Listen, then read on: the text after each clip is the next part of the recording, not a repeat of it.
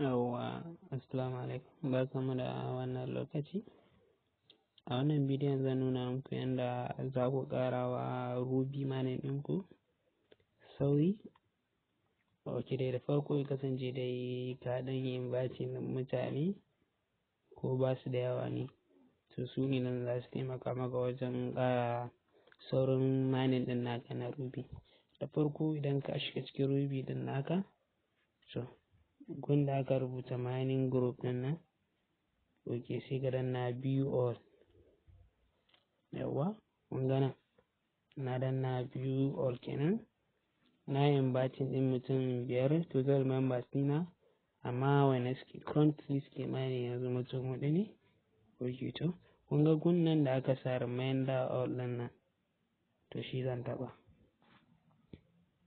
Kun shi ne yana sacin. Ok, to ya gama.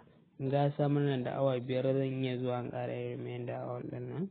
Ok, to idan ka yi inviting ɗin point, to duk lokacin da ka zo ka taɓa wannan, to za ga mining Ruby ɗinka yana ɗan ƙara sauri. Yawwa, na fatan kun ji daɗin wannan bidiyon, ku haɗu da mu a next video.